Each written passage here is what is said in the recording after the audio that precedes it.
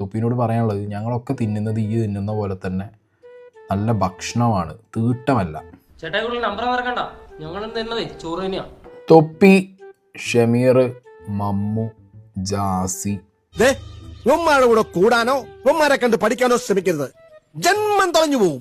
ഈ വിഷയം ഒന്ന് കെട്ടടങ്ങിയോ എന്ന് വെച്ച് കഴിഞ്ഞാൽ കെട്ടടങ്ങും. തൊപ്പി ഗ്യാങ്ങിനെതിരെ അന്വേഷണത്തിന് ഉത്തരവിട്ടിരിക്കുകയാണ് ഇപ്പോൾ സംസ്ഥാന പോലീസ് മേധാവി. അപ്പൊ അതിനൊരു തീരുമാനമായി. 4-5 കൊല്ലം ജയിലിൽ കിടക്കാനുള്ള വകുപ്പ് എനിക്ക് ഉണ്ടാക്കി തന്നിട്ടാ പരനാരി ഈ മുങ്ങൽ മുങ്ങിയത്. ഇവന്മാർ ഈ പറയുന്ന സാധനങ്ങൾ ഇവന്മാർ പുറത്തു വിട്ട വിഷ്വൽസ് ഓഡിയോസിനകത്തൊക്കെ ഭയങ്കര വലിയ ഭീകരമായ സാധനങ്ങളാണ് ഇരിക്കുന്നത്. സാറേ ആ സമയത്ത് മാസിലങ്ങ് ആയിപ്പോയാണ് സാറേ അങ്ങനെയൊക്കെ. ഇപ്പൊ ഇതൊക്കെ വന്നിരുന്ന് വിളിച്ചു പറഞ്ഞത് കേസാവും അറിഞ്ഞു കഴിഞ്ഞാൽ അവന്മാരും മുങ്ങി. പിന്നെ ഹനാൻഷ നല്ല ഒന്നാന്തരം വർക്കാണ് എടുത്തത്, അടിച്ചു കളഞ്ഞു ഇവന്മാരുടെ ചാനലിലും. ഇവന്മാരെല്ലാം പരസ്പരം പറഞ്ഞിരുന്ന അപരാധങ്ങൾ നിർത്തി എല്ലാതും കൂടി മാളത്ത് പോയി ഒളിച്ചിട്ടുണ്ട്.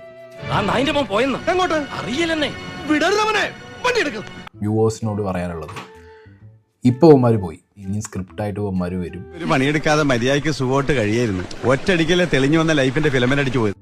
ദയവ് ചെയ്ത് ഇവന്മാർ രണ്ടാമത് ഇപ്പൊ ഞാൻ എടുത്തു വെച്ചിട്ട് എന്താണെങ്കിലും ഇവന്മാരെ ഗ്ലോറിഫൈ ചെയ്യാൻ പോകുന്നില്ല. അവന് വേണ്ടി കൈയടിക്കാൻ അവൻ എന്തൊക്കെയോ കാട്ടിക്കൂട്ടി ചെയ്തെടുത്ത കുറെ പിള്ളേരുണ്ടാവും, അതിനൊന്നും ഈ ദേവ്ജിയെ കിട്ടില്ല.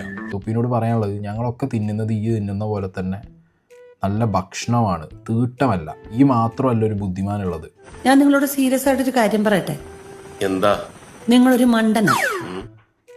പോലും ഇപ്പൊ എല്ലാം കൂടി ഏതിന്റെ തലയ്ക്ക് കൊണ്ട് ഇട്ട് കൊടുക്കേണ്ട ഇവന്മാര്. ഇതൊക്കെ എന്റെ തലയിലാവൂലോ.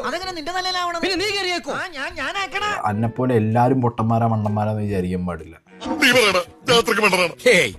യേശുവേട്ടൻ ബുദ്ധിമാനായ ഒരു മണ്ടനല്ലേ? നീ എങ്കിലും തിരിച്ചറിഞ്ഞല്ലോ.